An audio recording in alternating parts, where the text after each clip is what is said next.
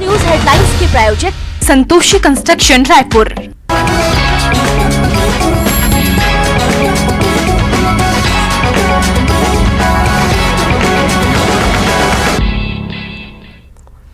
नमस्कार, बहुत स्वागत है आपका सुप्रभात एमपी खबरों के साथ मैं हूं रीनू। सबसे पहले बात करेंगे भोपाल से बड़ी खबर की, जहां शिवराज कैबिनेट की अहम बैठक आज होने वाली है। 1 दर्जन अहम प्रस्तावों को लेकर होगी चर्चा, जहां सुबह 9:30 बजे होगी कैबिनेट की बैठक।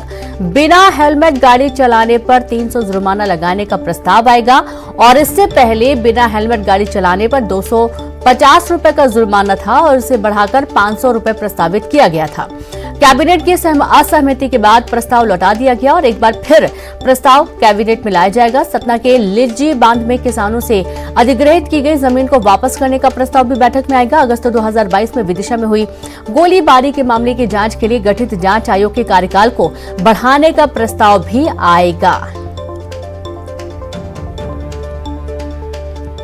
तो सुबह 9:30 बजे कैबिनेट की बैठक होने जा रही है, जिसमें 1 दर्जन से ज्यादा अहम प्रस्ताव शामिल होंगे। इनको लेकर चर्चा होगी। बिना हेलमेट गाड़ी चलाने पर 300 रुपए का जुर्माना लगाने का प्रस्ताव लाया जाएगा। बता दें कि इसके पहले 250 रुपए जुर्माना लगता था, जिसे बढ़ाकर 500 रुपए प्रस्तावित किया गया था, लेकिन कैबिनेट की असहमति के बाद प्रस्ताव लौटा दिया गया और एक बार फिर प्रस्ताव कैबिनेट में लाया जाना है।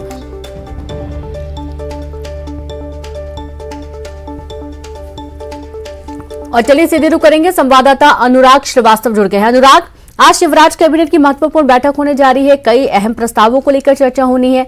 क्या वो संभावित प्रमुख प्रस्ताव हैं जिसको लेकर मंथन किया जाना है आज?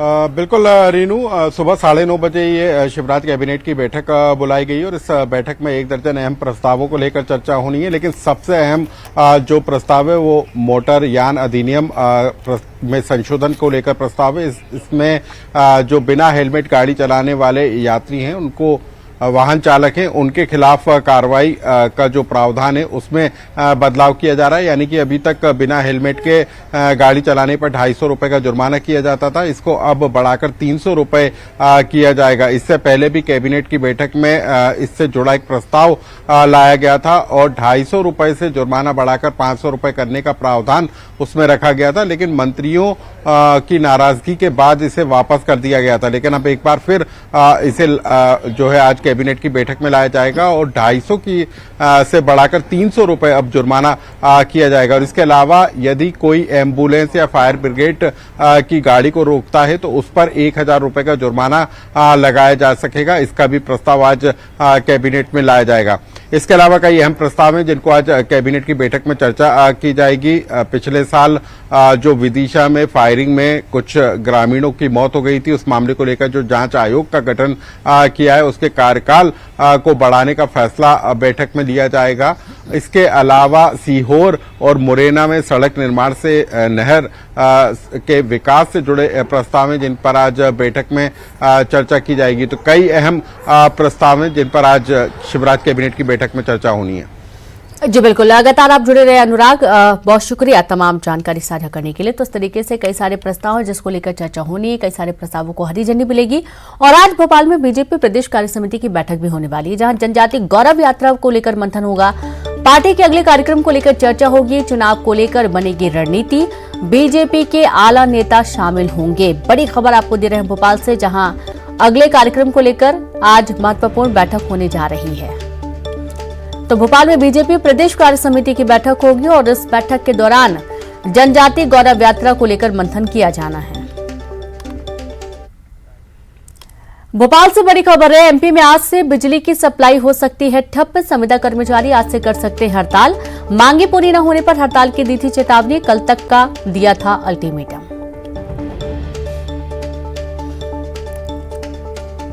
तो बड़ी खबर आपको दे रहे हैं, जहां एमपी में आज से बिजली की सप्लाई ठप हो सकती है। संविदा कर्मचारी आज से हड़ताल कर सकते हैं। मांगे पूरी न होने पर हड़ताल की चेतावनी दी गई है, कल तक का अल्टीमेटम दिया गया है। संवाददाता अनुराग जुड़ गया। अनुराग, बिजली सप्लाई प्रभावित हो सकती है क्योंकि कुछ प्रमुख मांगे हैं संविदा कर्मचारियों की, यदि उनको नहीं सुना जाता है तो कल तक बिजली सप्लाई ठप होने की बात कही गई थी।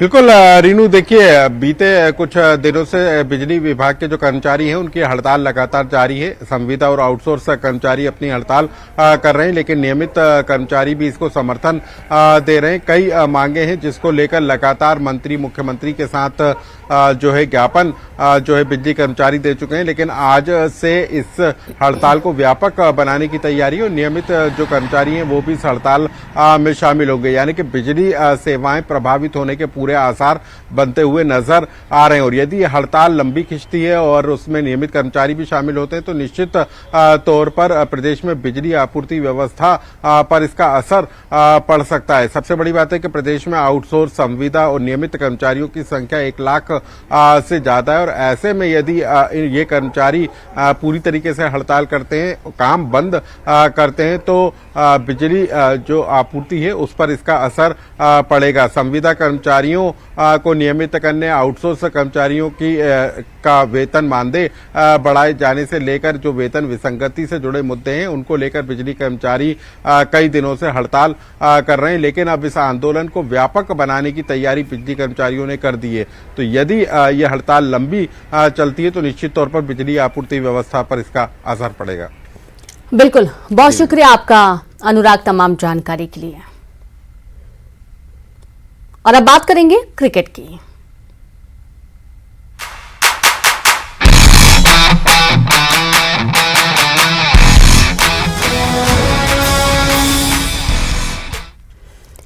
इंदौर तैयार है, अब बस मुकाबले का इंतजार है। इंतजार है भारत की जीत का, इंतजार है रनों की बारिश का और इंतजार है क्लीन स्वीप कर वनडे रैंकिंग में नंबर 1 बनने का।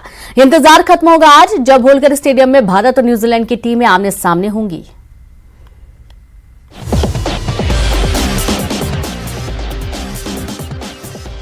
आज भारत और न्यूजीलैंड के बीच इंदौर के होलकर स्टेडियम में 3 मैचों की वनडे सीरीज का तीसरा और आखिरी मैच खेला जाना है। मैच के लिए इंदौर के होलकर स्टेडियम में सारी तैयारियां पूरी हैं। इससे पहले भारत ने सीरीज के दोनों मुकाबलों में जीत दर्ज की है। भारत इस सीरीज में निर्णायक बढ़त ले चुका है। हैदराबाद में खेले गए मैच में टीम इंडिया ने न्यूजीलैंड को 12 रन से हराया।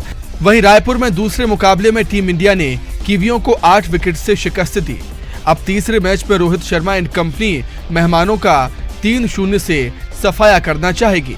बात करें इंदौर के होलकर स्टेडियम की तो टीम इंडिया के लिए होलकर स्टेडियम अभी तक लकी साबित हुआ है और इस स्टेडियम में भारत का दमदार रिकॉर्ड भी रहा है। इंदौर में अभी तक कोई भी ओडीआई मैच नहीं हारा है भारत। इंदौर में हुए 5 ओडीआई मुकाबलों में भारत को जीत मिली है। भारत में सीरीज जीत का न्यूजीलैंड का सपना अभी भी अधूरा है। 34 सालों से भारत में सीरीज नहीं जीता है न्यूजीलैंड। क्लीन स्वीप से ओडीआई रैंकिंग में भारत नंबर 1 हो जाएगा। घर में लगातार 7वीं वनडे सीरीज जीता है भारत। भारत ने यहां पर एक भी वनडे मैच नहीं गंवाया है। उसने यहां अभी तक 5 वनडे मुकाबले खेले हैं और सभी में जीत दर्ज की है। भारत ने यहां पहला वनडे मैच 2006 में इंग्लैंड के खिलाफ खेला था। इसमें 7 विकेट से जीत दर्ज की थी। इसके बाद टीम इंडिया ने वेस्टइंडीज, दक्षिण अफ्रीका और ऑस्ट्रेलिया को यहां पर हराया। उसने यहां आखिरी वनडे मैच 2017 में ऑस्ट्रेलिया के खिलाफ खेला था। इसे 5 विकेट से भारत ने जीता था। भारतीय सरजमी पर न्यूजीलैंड का फिर वनडे सीरीज जीतने का सपना अधूरा ही रह गया है। कीवी टीम बीते 24 सालों से भारत की धरती पर एक दिवसीय सीरीज नहीं जीत पाई है। न्यूजीलैंड की टीम साल 1988-89 से नियमित अंतराल पर भारत वनडे सीरीज खेलने आती रहती है, लेकिन इस दौरान उसे एक बार भी भारत में एक दिवसीय श्रृंखला जीतने में कामयाबी नहीं मिल पाई।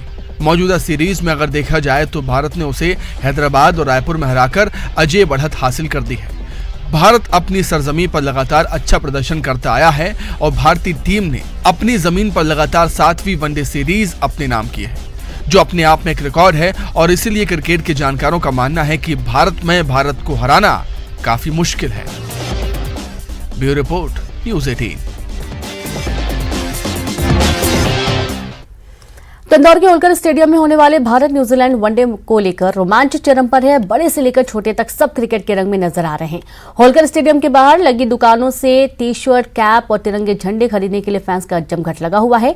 बच्चे भी रोहित शर्मा और विराट कोहली के नाम वाली टी शर्ट और कैप खरीद रहे हैं। इन नन्हे क्रिकेट फैन से बात की हमारे संवाददाता ने। भारत न्यूजीलैंड वनडे मुकाबले से पहले होलकर स्टेडियम के बाहर माहौल जम चुका है। आप देख सकते हैं कि जो ये दुकानें हैं, टी शर्ट, कैप्स, तिरंगा झंडा और इसके अलावा हैंड बैंड जो है, ये सब यहाँ पर दिखाई दे रहे हैं। जो मैच के दौरान दर्शक इनको पहनेंगे। ये तमाम जो दुकानें हैं वो यहाँ पर सज चुकी हैं और ग्राहक भी यहाँ, नन्हे नन्हे बच्चे भी यहाँ पर पहुँचे हुए हैं। वो भी, उन्होंने भी टी शर्ट यहाँ पर लिए। जी बेटा, आपने टी शर्ट खरीदी है? मुझे बहुत अच्छा लग रहा है कि मैंने ये टी शर्ट खरीदी है और मैं चाहता हूँ कि हर मैच सिर्फ इंडिया में ही होए। और मेरे को इन खिलाड़ियों की सबसे ज़्यादा रोहित, विराट और सचिन, धोनी की बहुत अच्छी लगती है टी शर्ट। बेटा, आपका क्या नाम? आशास। आपको कौन सा खिलाड़ी अच्छा लगता है? विराट। तो आप लोग टी शर्ट खरीदने आए थे?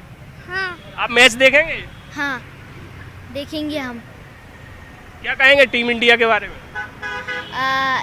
अगर इंडिया पहले खेलती है तो वो जीत भी सकती है, क्योंकि जो भी टॉस जीतेगा वो हमेशा बैट ही चूज करेगा इस पिच में। आपकी कितनी उम्र है? 9। और आप? 7।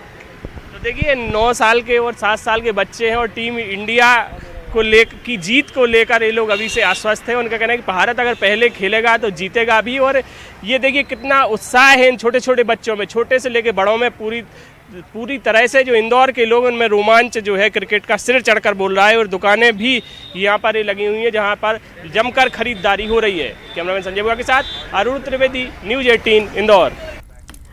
और चलिए सीधे रुक करेंगे इंदौर से। संवाददाता अरुण त्रिवेदी लाइव जुड़ गए। अरुण, काफी जोश और उत्साह देखने को मिल रहा है। छोटे नन्हे मुन्ने बच्चे, उनको भी हमने सुना, और बाकी फैंस की भी भीड़ लगनी शुरू हो गई है। आज स्टेडियम में मैच होने वाला है।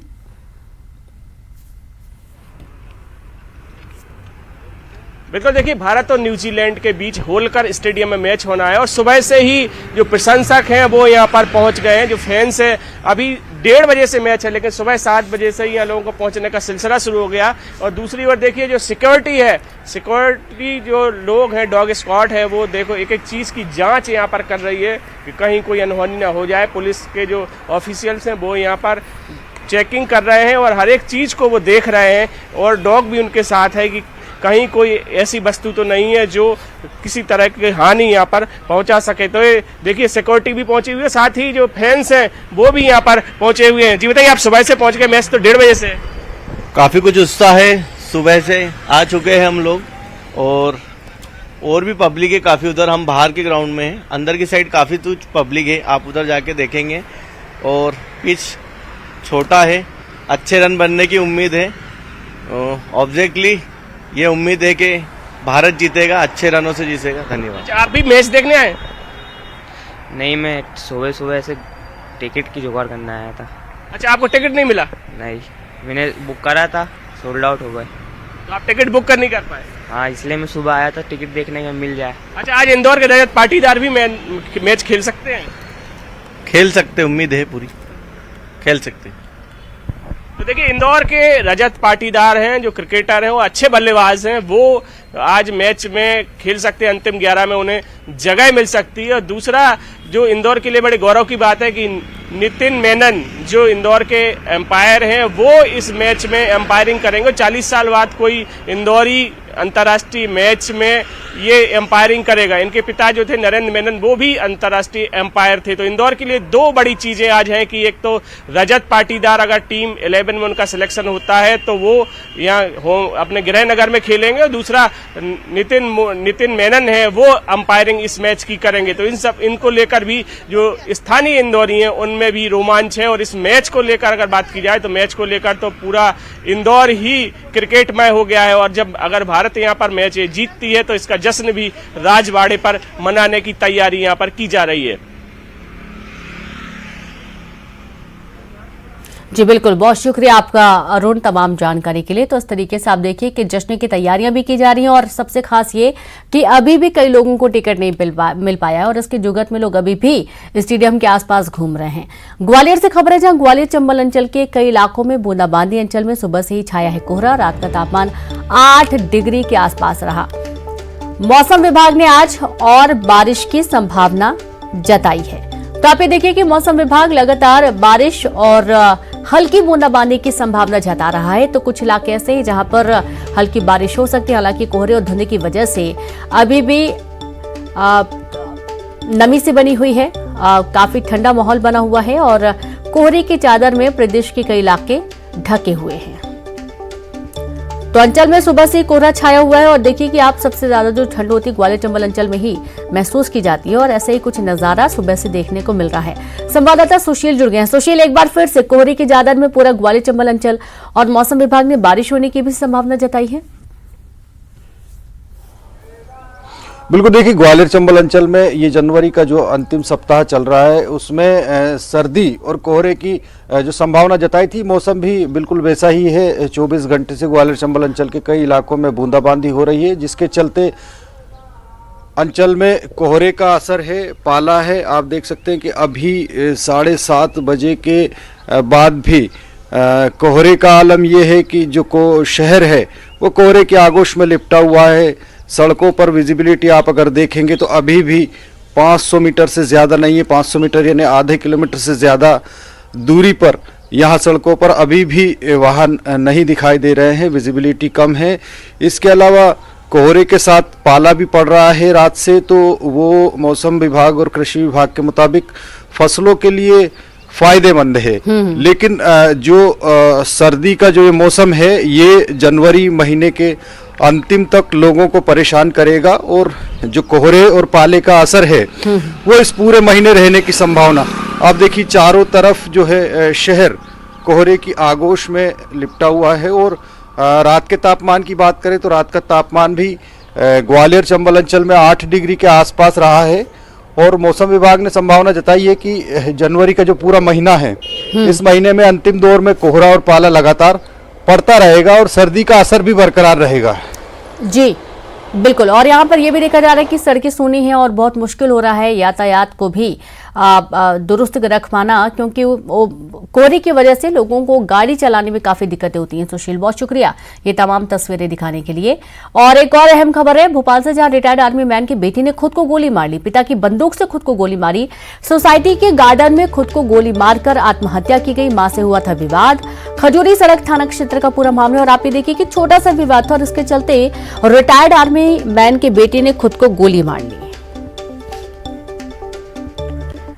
और चलिए अब देखेंगे 25 सेकंड में खबर।